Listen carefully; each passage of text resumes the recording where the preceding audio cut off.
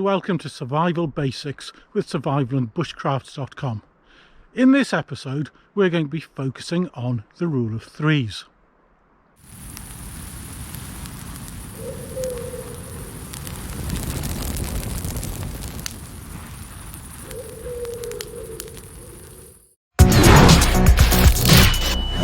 On a lovely day like this, it's really nice to come out for a walk with the dog, enjoying the countryside and just having a nice time with fresh air. However, not every time you're out is going to be like this. You could find yourself in a survival situation, and in that case you should apply what is called the rule of threes. So what is the rule of threes? The rule of threes isn't a rule at all, it's a guideline. Basically what it does is it prioritizes the order of survival in time periods set in threes.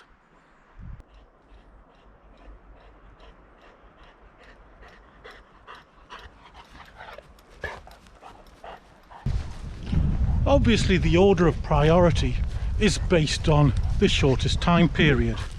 So the first part of the rule refers to 3 minutes. Now 3 minutes is the time that you are not expected to last longer than without oxygen. In other words, breathable air. Now this might seem a bit silly, especially looking at this video now. Beautiful, clean, fresh air. Normally it's not something that we would need to worry about. However, you could be in a building that is filling up with smoke. You would need to get out quickly. You'd need oxygen. You could find yourself in the situation where you're underwater. You need to get out of that within 3 minutes, unless you've got the underwater breathing apparatus, in which case that's dealing with the 3 minute without oxygen scenario anyway. In other situations, for instance in an NBC or CBRN environment, you might need to get a respirator or gas mask on much quicker than 3 minutes.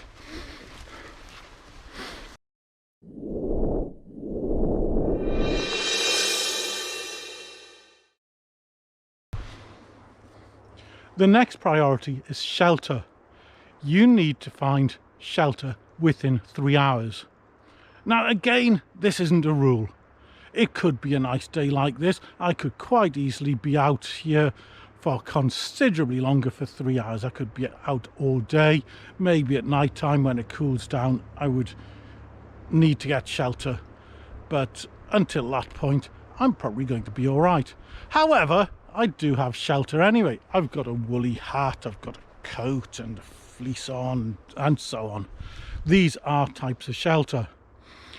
But if the weather was really bad, again I might be out hill walking, but so long as I've got the appropriate clothing, that is a form of shelter.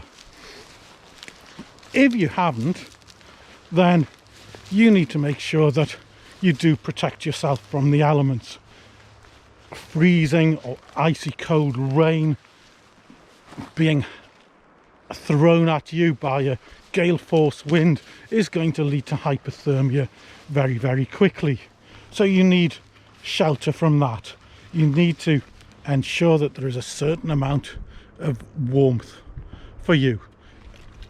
A fire is kind of protection as well, so that's part of your shelter. You don't necessarily have to have it, but it would help.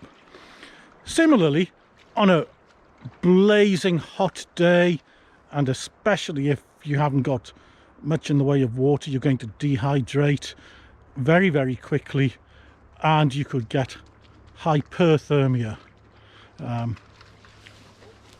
or heat exhaustion. So shelter to shade you from the extreme heat.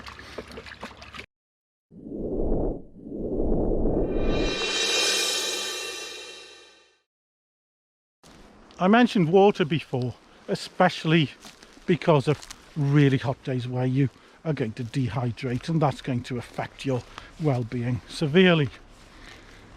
However, the general rule is that you can last without water for 3 days. As you've already surmised, this again is going to be dependent on the circumstances. For instance, if you're in a very arid, water-free environment, you are going to be dehydrating much more quickly than somewhere more temperate. Now, you can't just drink any water.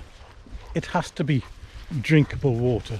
It needs to be safe, and obviously there are various methods of making sure that your water is safe, but that's for a different episode. Water that is contaminated with chemicals, for instance, isn't going to do you any good. There are various parts of the world where there are all sorts of bugs and bacteria in the water that again are going to make you very, very ill and possibly even lead to fatality. So 3 days without safe drinking water.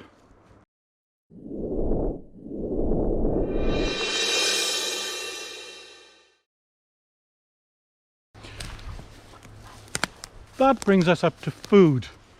Humans can generally survive for up to 3 weeks without food. Again, the food needs to be safe, because contaminated food can make you very, very ill and lead to all sorts of illnesses. And again, there are ways of making sure that you avoid all of the types of food that is going to cause problems for you.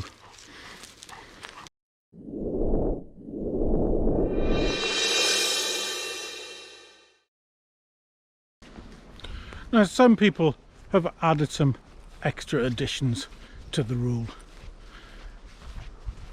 You can use these if you want, however, they are not the official part of the rule of threes. One of these is that you have 3 seconds to make a decision. Now, that is very much going to be dependent on what the decision making is about. If it's about somebody going to shoot you or stab you, then yes, you probably need to make a decision within 3 seconds or even less.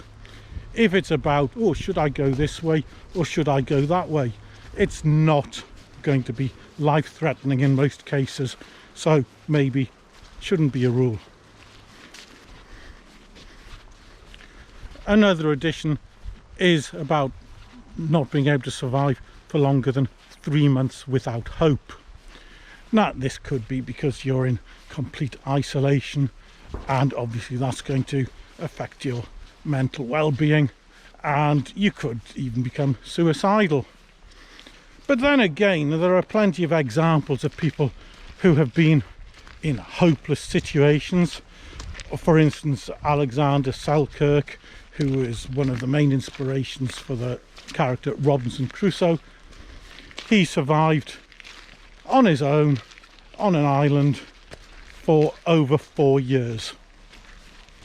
Admittedly, he did consider suicide within the first 18 months until he got his act together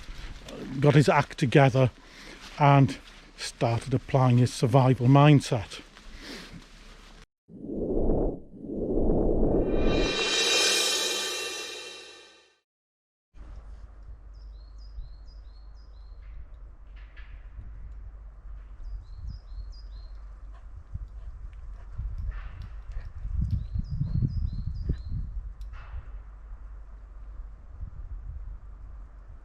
To sum up then, the rule of 3 provides a list of priorities in order of what needs to be achieved to survive. You need to make sure that you have breathable air within 3 minutes. You need to make sure that you have shelter within 3 hours. you need to make sure that you have safe drinkable water within 3 days, and you need to make sure that you have food within 3 weeks. Anyway, I hope you found this interesting, and I'd like to thank you for helping me take Flora for a walk. I hope to see you again for some more survival basics soon.